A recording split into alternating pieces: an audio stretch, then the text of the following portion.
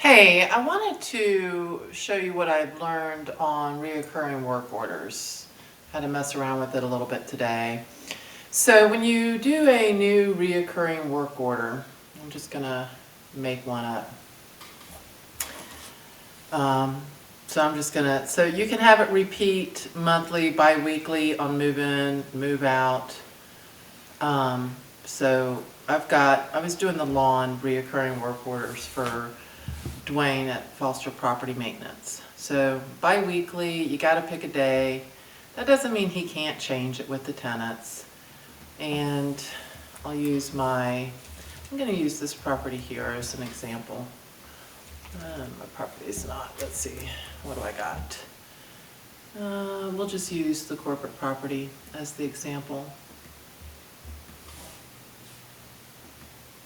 Okay, now you have to also select the unit. If you don't also select the unit, even though almost 100% of the time the property is the unit, but if you don't select the unit, it won't populate the tenant phone number, contact information, so the vendor doesn't have any of that information. So you always have to select the unit.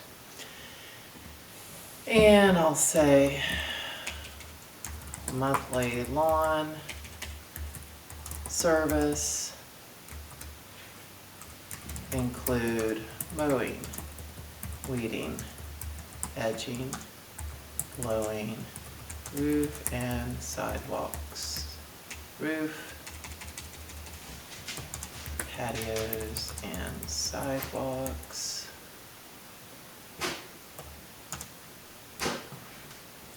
notify tenant the day before coming.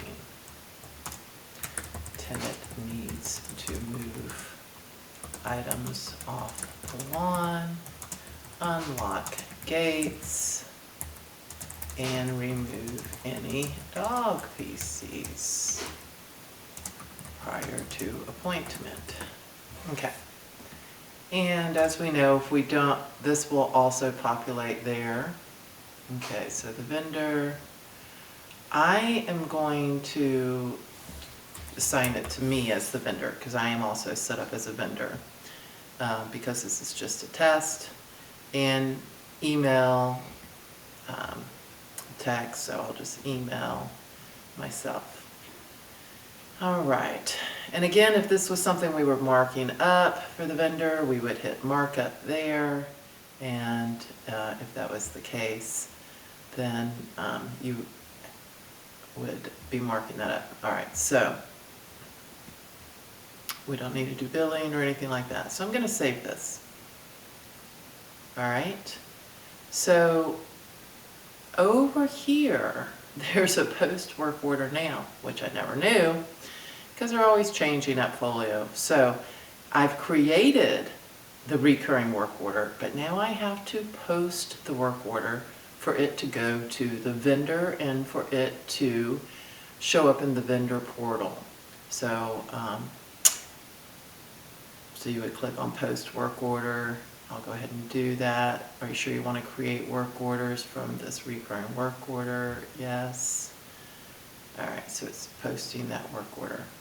Now, here at the top, I'm scrolling back over so I can click on recurring work orders. And now you can see that we have this new recurring work order here.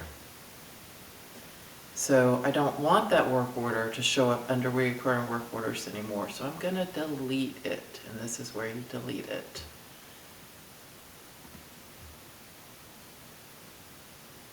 All right. Otherwise, if you don't delete the recurring work orders, then it's still going to show up here, and that's not very clean. It'll start getting confusing.